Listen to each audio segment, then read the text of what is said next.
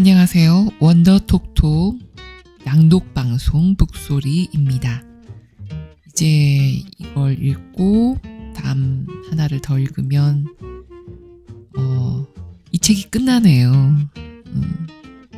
아쉬움 반, 또 다른 책을 시작할 수 있으니까 또 설레임 반, 그런 복잡한 감정이 일어나는 시간입니다. 자, 제목은 호텔에서 묵는 일에 레벨을 매길 수 있다면 나는 레벨 1이다. 레벨 1이라는 거는 비기너라는 거겠죠? 이제 시작? 글쎄요, 제가 호텔을 묵는 일이 거의 생각해보니까 없죠. 여기 와서 집에 있고 한국을 들어가도 호텔에 묵는 일은 거의 없습니다. 근데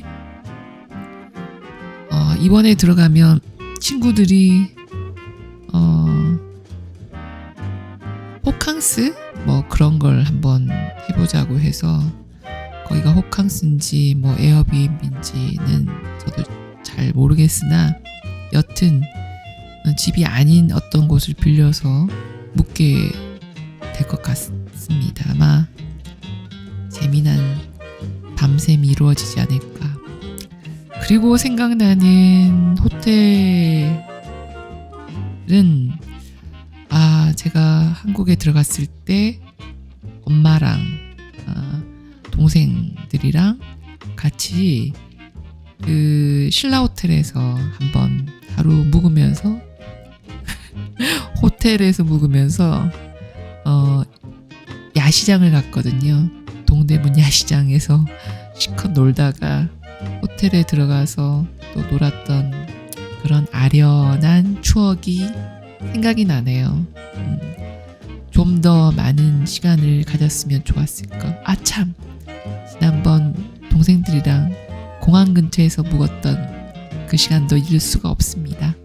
호텔 괜찮네요. 호텔에서 묵는 일에 레벨을 매길 수 있다면 나는 레벨 1이다. 레벨 1이라는 말에는 두 가지 의미가 담겨 있다. 첫째, 이 세계에 진입한 지 얼마 되지 않았으며, 둘째, 앞으로 더 높은 레벨을 향해 전진할 것임을 다짐한다는 것이다. 나는 호텔에 아무 욕심도 의미도 느끼지 못하는 레벨의 외부에 존재하는 사람이었다. 물론 어쩌다 스케줄 때문에 호텔에서 묵게 되면 좋아했지만 그건 그저 횡재함에서 오는 기쁨이었지 오랜 갈망에서 오는 기쁨이 아니었다.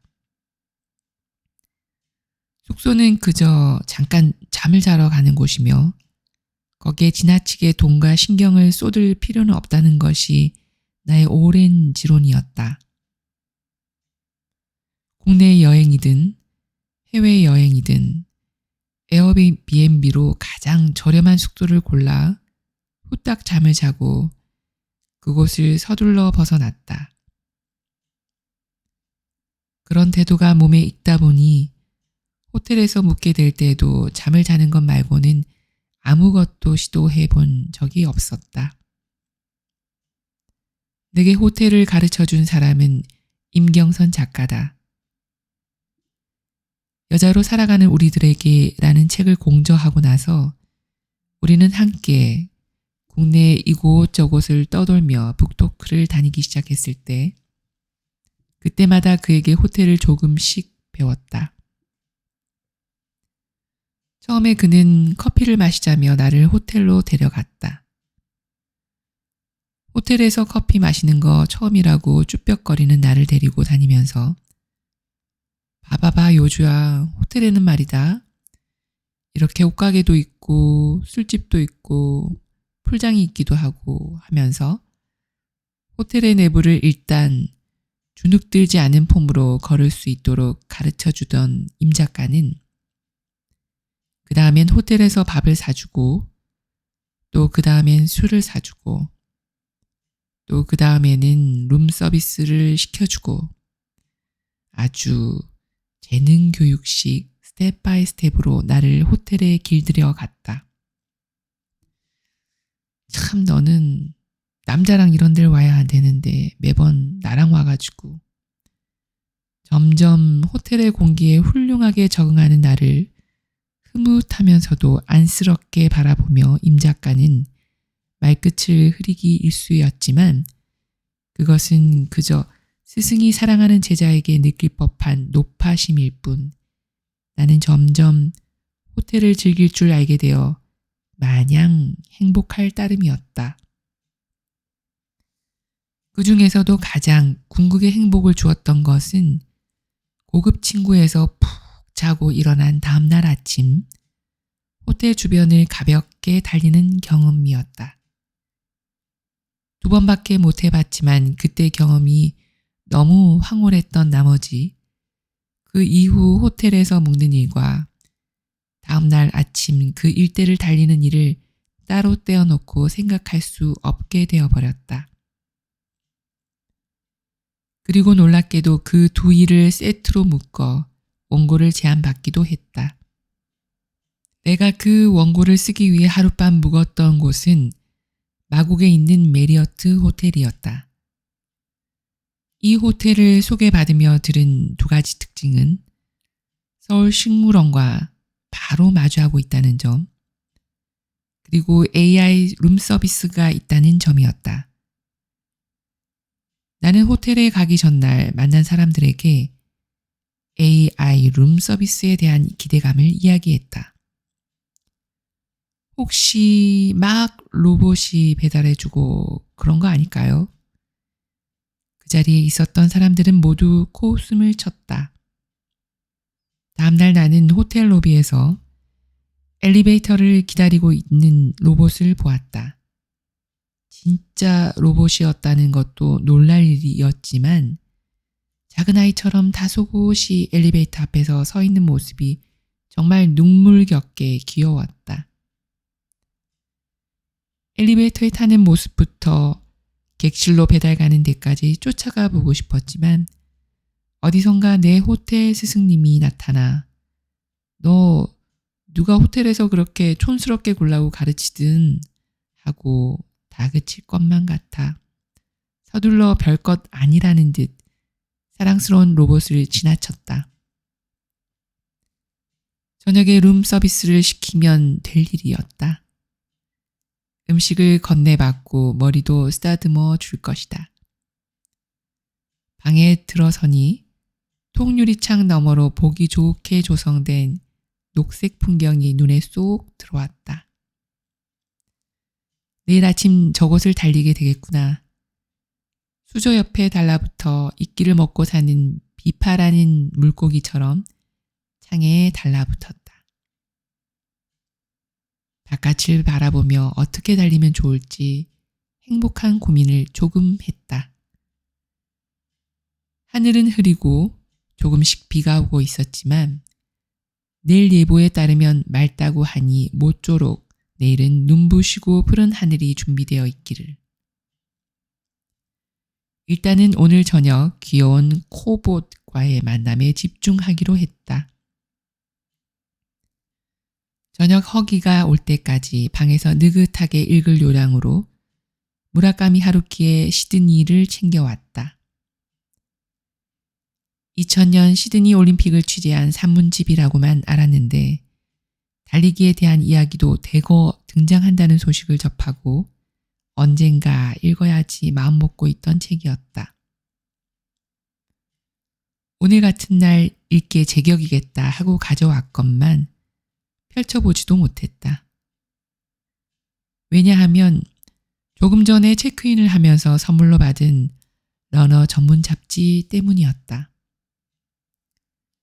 나에게 딱 맞는 브라톱을 찾는 메인 기사부터 굳이 여성의 브라톱을 착용하고 달려본 남성 에디터들의 가상한 체험기, 아침 혹은 밤에 인적 드문 거리를 달리는 이 가벼운 일이 왜 여성에게는 절대 가벼울 수 없는 일이 되는가에 대한 문제의식을 가득 담은 글들과 마지막으로 러너들을 위한 각종 제품들. 정신없이 탐독과 검색을 반복하다 보니 어느새 저녁도 허기도 깊어졌다. 두근거리는 마음으로 서둘러 룸서비스의 메뉴를 살펴보고 고르곤졸라 피자와 맥주를 시켰다. 약 40분 정도 걸릴 예정이라는 안내를 받고 조신하게 기다리다 슬그머니 졸음이 올락말락 할 때쯤이었다. 누군가 문을 노크했다. 응? 로봇이 노크도 할 줄 아는가? 누구세요? 룸서비스입니다. 씩씩한 인간 남성의 목소리였다. 문을 열자 인간 남성이 조심스럽고 섬세하게 방으로 들어오며 주문하신 음식을 어디에 놓아드릴까요? 하고 물었다. 내가 말했다. 왜 로봇이 오지 않은 거죠? 인간 남성은 무척 당황했다. 그건 모바일 편의점을 이용해 주시는 경우에만 코봇이 배달해 드리고 있고요. 식사 같은 경우에는 음식이 흐트러지거나 할 염려가 있어서 저희가 가져다 드리고 있습니다. 인간 남성은 잠시 내 눈치를 보았다. 저 지금 제가 얼른 내려가서 코봇을 보내드릴까요? 나는 손사래를 쳤다. 아니에요. 사람이 오니까 훨씬 더 좋네요. 감사합니다. 나는 다정한 휴머니스트처럼 말하며 인간 남성을 배웅했다. 그리고 객실문이 닫히자마자 가증스럽게 모바일 편의점으로 접속해 서둘러 맛밤 하나와 캔맥주 2개를 주문했다. 피자와 함께 주문한 맥주를 홀라당 다 마신 찰나 마침 전화벨이 울렸다. 전화를 받았더니 영어로 된 안내 음성이 코봇이 도착했음을 알려왔다. 긴장되었다. 과연 문을 열었더니 코봇이 서 있었다. 허리춤 정도 되는 아담한 원통형 몸체에 웃는 얼굴이 있고 그 위로 납작하고 판판한 머리에 터치스크린이 있었다. 터치스크린을 누르자 웃는 얼굴이 돌아가며 문이 열렸다. 그 안에 시원한 맛빵과 캔맥주가 들어있었다. 이 파격적인 편리함. 친구들과 밤새 이곳에서 파티하며 술을 즐기거나 혹은 새벽에 잠이 깨 문득 출출함을 느낄 때 굳이 번거롭게 바깥을 오갈 필요가 없겠구나.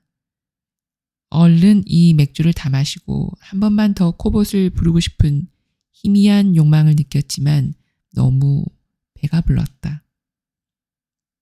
맥주 한 캔을 겨우 다 마시고 잠자리에 들었다. 다음날 눈 뜨자마자 암막 커튼을 걷었더니 창밖으로 정말 수채화 같은 풍경이 펼쳐졌다. 콧노래를 부르며 서둘러 옷을 갈아입고 방에서 대충 스트레칭을 한 후 밖으로 뛰쳐나갔다. 청명이라는 말이 어울릴 법한 하늘, 그리고 차가운 아침 공기. 여름과 가을이 공존하는 지금쯤의 날씨가 1년 중 뛰기에 가장 행복한 때가 아닐까. 서울식물원을 연거푸 돌았다. 몇 바퀴를 돌았지만 조금도 지루하지 않았다. 이런저런 새끼를 내키는 대로 선택하며 달리다 보면 호수도 나오고 습지도 등장했다. 할머니도 만나고 할아버지도 만나고 아이와 멍멍이도 만났다. 그 와중에 달리는 사람들과는 몇 번을 거듭 마주쳤다. 열린 숲, 주재원, 호수원, 습지원 등 4개 구역으로 구성되어 있는 서울식물원의 메인이라고 할 수 있는 주재원은 유료 입장인데다가 오픈 전이어서 아쉽게도 들어갈 수 없었지만 아침에 달리기에는 충분했다. 일회용 필름 카메라를 한 손에 들고 달리며 예쁜 것들을 찍었다. 아침 빛을 반사하며 눈을 뜰 수 없게 하는 호수의 수면. 집단으로 모여 우르르 피어있던 무궁화. 늠름하고 커다란 나무들 사이로 어린 나무들이 쪼르륵 심겨 있는 것. 마스크를 쓰고 뒤뚱거리면서 걸어가는 어린이들. 마스크 코까지 잘 올려 쓰세요 하고 오가는 사람들에게 세심하게 주의를 주고 있는 안전요원의 뒷모습. 나는 사진을 찍으며 슬퍼지는 것을 느꼈다. 너무 아름다운 것을 보고 있으면 늘 엄청난 속도로 슬퍼지는 것 같다. 손해보는 걸 싫어하는데 내 약삭빠른 마음이 슬퍼하지 말고 그저 이 순간을 신나게 만끽해야 한다는 뜻을 전해온다. 만끽이라는 건 언제나 약간 울고 싶은 걸 참으면서 하는 것일까? 그럼 그건 어떤 얼굴일까? 마스크 때문에 보이지 않는 이 공원 속 사람들의 얼굴이 갑자기 근질거리게 궁금했다.